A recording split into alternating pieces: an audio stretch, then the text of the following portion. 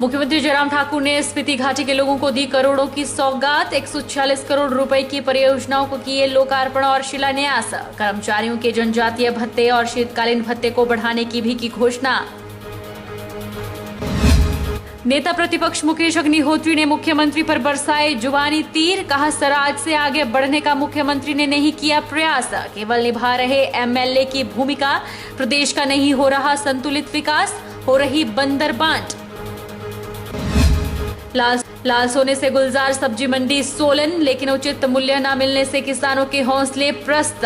2.5 लाख के करीब टमाटर की क्रेटें मंडी में बिक चुकी। टमाटर के न्यूनतम समर्थन मूल्य के आश्वासन हवा।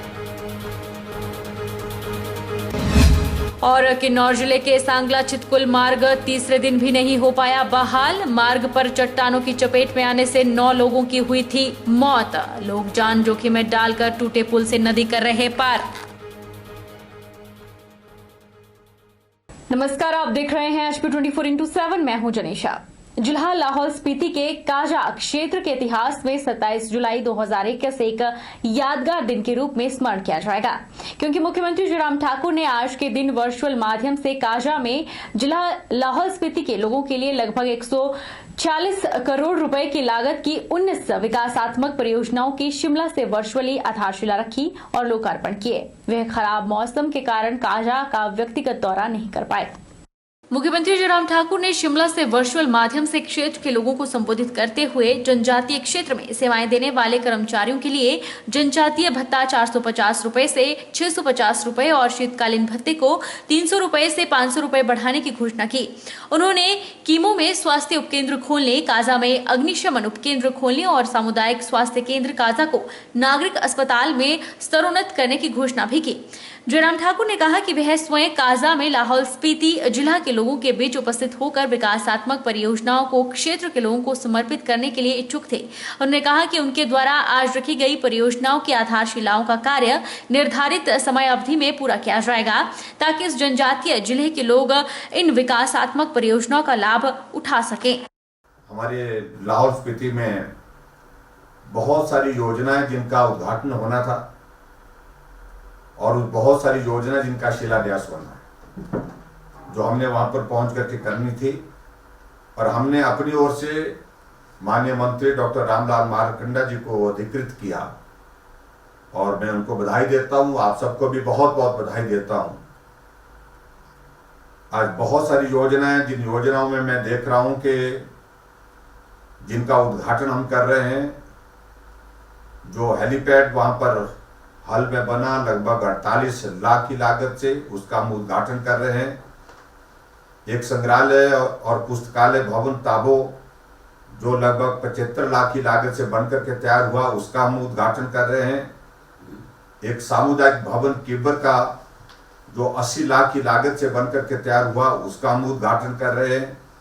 कुल मिलाकर के मैं देख रहा हूँ 14 करोड़ 52 लाख की लागत से हमने उद्घाटन किए और 131 करोड़ 21 लाख की लागत के हमने शिलान्यास किए।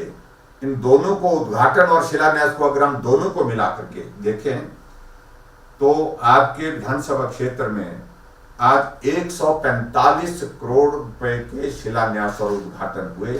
और मैं समझता हूं ये हमारे इलाके के लिए, आपके इस इलाके के विकास के लिए एक बहुत बड़ा दिन है आज का। स्वराज से आगे बढ़ने का मुख्यमंत्री जयराम ठाकुर ने प्रयास ही नहीं किया है। अभी भी वे एमएलए की भूमिका में हैं और बाकी के विधानसभा क्षेत्र नजरअंदाज चल रहे हैं।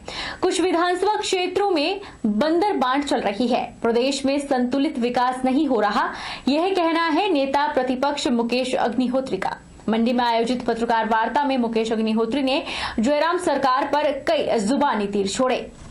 हिमाचल प्रदेश में होने वाले उपचुनाव की सुगबुगाहट राजनीतिक गलियारों में शुरू हो चुकी है। बैठकों और पत्रकार वार्ताओं का दौर भी जारी है।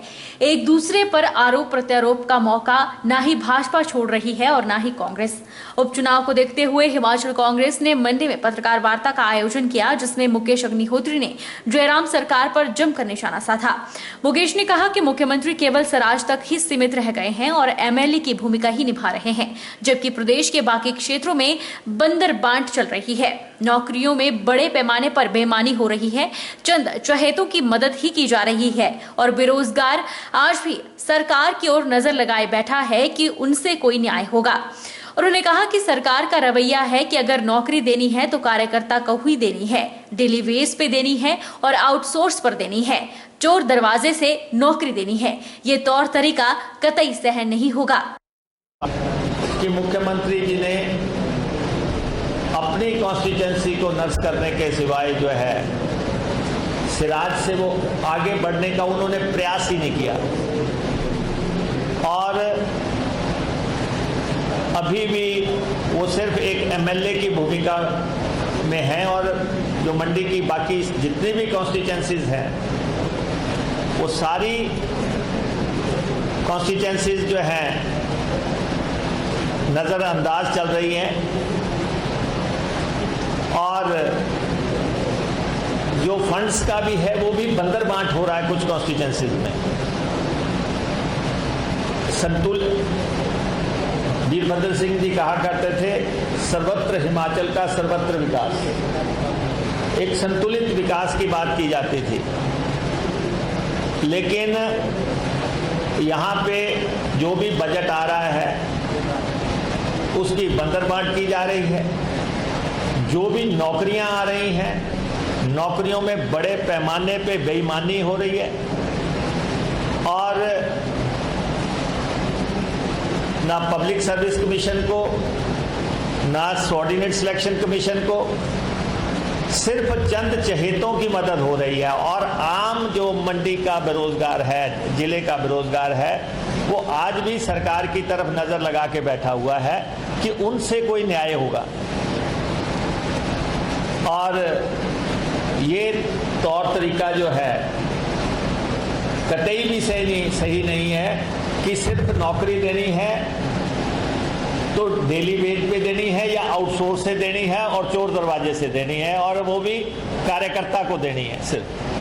मुकेश अग्निहोत्री ने एयरपोर्ट मामले में कहा कि मुख्यमंत्री कहते हैं कि ये उनका ड्रीम प्रोजेक्ट है, लेकिन वे बताएं कि यह ड्रीम उनका कब शुरू होगा और कब जगह फाइनल होगी, कब अड्डा बनेगा, पहली उड़ान का मुहूर्त भी बता दे। मुकेश अग्निहोत्री ने कहा कि भाजपा की सरकार में ना रेल आगे बढ़ी ना कोई हवाई पट्टी बनी।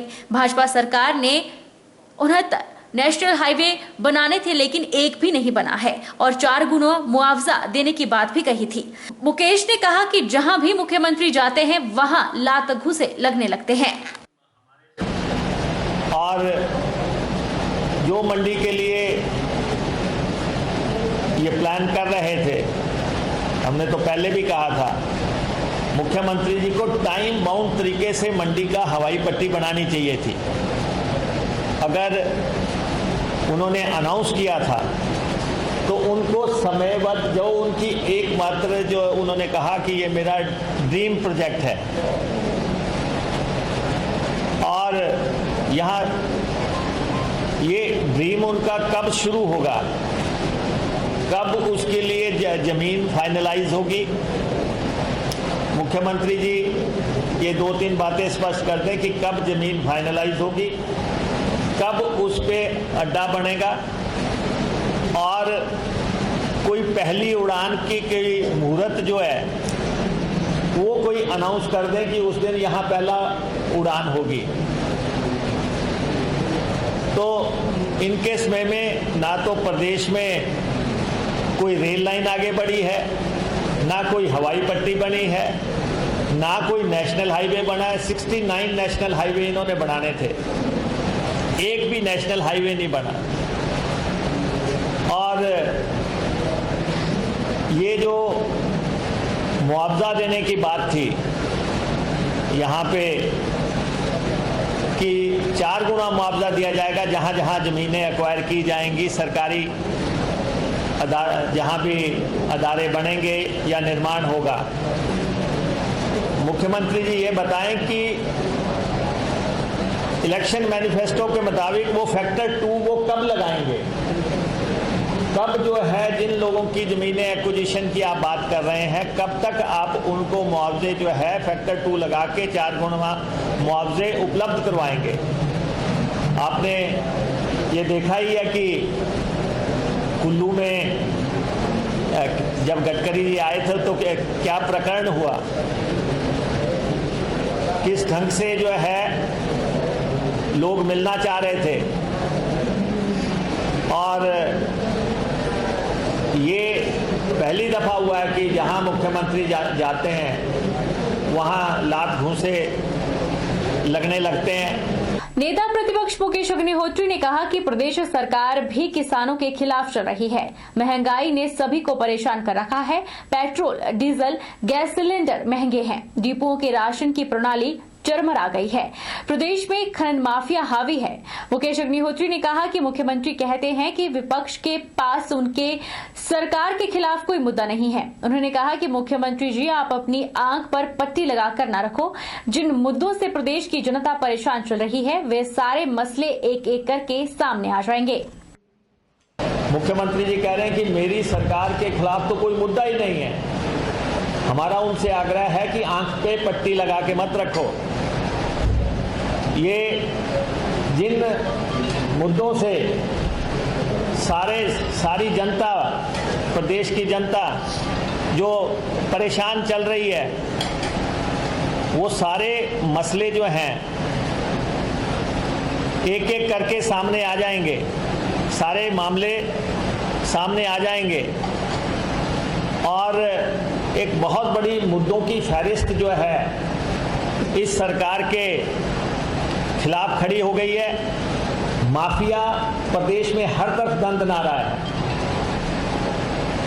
माफिया चाहे खनन माफिया है, बिल्कुल बेरोक टोक जो है चल रहा है। वन माफिया ने कोई पेड़ हिमाचल प्रदेश में नहीं छोड़ा है। शराब माफिया दंदनारा है। नौकरी माफिया दंदनारा है। ट्रांसफर माफिया दंदनारा है। ठेकेदार माफिया दंदनारा है। कुछ चंद ठेकेदारों को जो है काम दिए जा रहे हैं, काम और ठेके की अलॉटमेंट से पहले ही लोगों को काम दे दिए जाते हैं। मंडी संसदीय क्षेत्र के पूर्व सांसद स्वर्गीय रामस्वरूप शर्मा की आत्महत्या मामले की जांच की मांग नेता प्रतिपक्ष मुकेश अग्निहोत्री ने भी की है। उन्होंने कहा कि जब एक छोटा सा व्यक्ति आत्महत्या करता है तो उसकी भी जांच होती है। यह तक कि फिल्म अभिनेता सुशांत सिंह राजपूत की हत्या से देश में हाहाकार मच गया था और सारी एजेंसियां जांच में जुट गई थी। फिर स्वर्गीय रामस्वरूप शर्मा ने तो 17 विधानसभा क्षेत्रों का नेतृत्व संसद में किया, तो उनके मौत के कारणों की जांच होनी चाहिए। नेता प्रतिपक्ष मुकेश अग्निहोत्री ने कहा कि पूर्व सांसद रामस्वरूप शर्मा की आत्महत्या आज भी मिस्ट्री बनी हुई है। एक व्यक्ति जो 2 दफा सांसद बना, एक अच्छे मार्जिन से चुनाव जीता, उनका शरीर पंखे से लटका हुआ मिला। पंडित रामस्वरूप शर्मा ने आत्महत्या क्यों की, क्या कारण रहे, इसकी जांच होनी चाहिए। उन्होंने कहा कि जब एक छोटा सा व्यक्ति भी आत्महत्या करता है तो उसकी जांच होती है। फिर स्वर्गीय रामस्वरूप शर्मा ने तो 17 विधानसभा क्षेत्रों का नेतृत्व किया, तो उनके मौत के कारणों की जांच न होना और कारणों को दबा दिया जाना, इसे बर्दाश्त नहीं किया जा सकता है। मुकेश अग्निहोत्री ने कहा कि मुख्यमंत्री ने भी कहा था कि अगर उनका परिवार चाहेगा तब जांच की जाएगी और अब उनके बेटे ने भी जांच की मांग उठाई है। अपने पिता की मौत मामले की जांच के लिए वे नितिन गडकरी से भी मिले हैं। अग्निहोत्री ने कहा कि इतने बड़े मसले को आप दबा नहीं सकते। जनता को जानने का अधिकार है कि उनका प्रतिनिधि किन कारणों से उन्हें छोड़कर गया है। मुख्यमंत्री जी ने यह कहा था कि अगर उनका परिवार चाहेगा तब हम जांच करेंगे, और अब उनके बेटे ने भी ये मांग उठाई है और आपने भी अखबारों में पढ़ा होगा कि वो दिल्ली भी गए हैं। उन्होंने वहाँ भाजपा की लीडरशिप से भी मुलाकात की है। खासतौर पे नितिन गडकरी जी का नाम आया कि उनसे भी वो मिले हैं। वो इन्वेस्टिगेटिंग ऑफिसर से भी मिले हैं और उन्होंने सरकार से भी चाहा है कि इस मसले की जो है जांच करवाई जाए। और उन्होंने जब ये कह दिया कि हमें इसमें कोई दाल में काला नजर आता है, और उन्होंने ये भी कहा कि उन्हें उनके पिता आत्महत्या नहीं कर सकते थे, वो इस प्रवृत्ति के व्यक्ति नहीं थे, जब उनके परिवार ने कह दिया, उनके बेटे ने कह दिया और मुख्यमंत्री जी ने विधानसभा के भीतर और बाहर ये कह दिया था कि अगर परिवार चाहेगा तब हम जांच करवाएंगे। वैसे तो जांच होनी ही चाहिए थी, लेकिन अगर मुख्यमंत्री जी ने एक स्टैंड लिया था तो हमारा आग्रह है सरकार से कि इतने बड़े मसले को आप दफन नहीं कर सकते, आप दबा नहीं सकते। चंडीगढ़ मनाली राष्ट्रीय राजमार्ग 21 पर किरतपुर से लेकर मंडी की सीमा सलापड़ तक विदेशी तकनीक आधारित डायनेमिक रोड साइन डिस्प्ले स्थापित करने के लिए दिल्ली की फर्म ने बिलासपुर प्रशासन को अपनी प्रेजेंटेशन दे दी है। डायनेमिक रोड साइन डिस्प्ले स्थापित करने के लिए फर्म ने बाकायदा सर्वे भी किया, जिसकी रिपोर्ट जल्द ही प्रशासन के पास सबमिट होगी और इसी रिपोर्ट के आधार पर अगली कार्ययोजना को अंतिम रूप दिया जाएगा। दिल्ली की फर्म ने सलापड़, घाघस, नौणी चौक, जामली, किरतपुर के पास जगह सिलेक्ट की है। यह हिमाचल प्रदेश का ऐसा पहला ही प्रोजेक्ट है जिससे वाहनों के दबाव के लिहाज से अत्यंत व्यस्त राजमार्ग पर आए दिन लगने वाले जाम से निजात दिलाने के लिए प्रशासनिक स्तर पर महत्वाकांक्षी योजना तैयार की गई है। 3 सीमेंट फैक्ट्रियों के ट्रकों के दबाव के अलावा बाहरी राज्यों से कुल्लू मनाली के लिए पर्यटकों की आवाजाही भी हजारों की संख्या में रहती है। बरसाती मौसम में लैंडस्लाइड का खतरा भी रहता है, जिसकी वजह से भी रास्ता बंद होने पर जाम की स्थिति बनती है, जिससे हजारों की तादाद में पर्यटकों को कई घंटे परेशानी झेलनी पड़ती है। इसलिए ट्रैफिक सिस्टम को मेंटेन करने और जाम से निजात दिलाने के लिए यह प्रोजेक्ट तैयार किया है, जिससे न तो ट्रैफिक जाम की किचकिच रहेगी और न ही पर्यटकों को हादसे और लैंडस्लाइड होने से बंद हुए राजमार्ग के बारे में जानकारी न होने की वजह से घंटों जाम में फंसे रहना पड़ेगा। जो हम आपने देखा होगा कि जाम जो है बिटवीन किरतपुर एंड सलापड़ में काफ़ी रहता है और इसका 2-3 मुख्य कारण है, जिसमें एक कारण तो ये है कि कई बार रिकवरी व्हीकल वहाँ पे रहता है जो एक्सीडेंट हो जाते हैं उन व्हीकल को निकालने के लिए। दूसरा, ब्रेकडाउन भी कई बार ट्रक हो जाते हैं। तीसरा, लैंडस्लाइड्स का इशू है।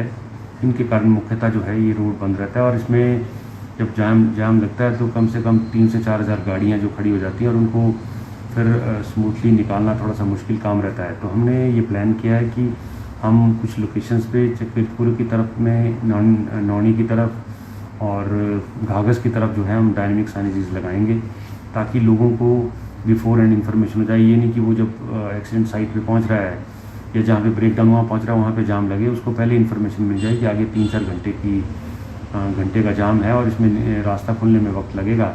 तो वो अल्टरनेट रूट जो है फॉलो कर सकता है, जैसे घाघस से वो वाया ऊना जा सकता है और वैसे ही किरतपुर से वाया ऊना आ सकता है। रुकेंगे एक छोटे से ब्रेक के लिए।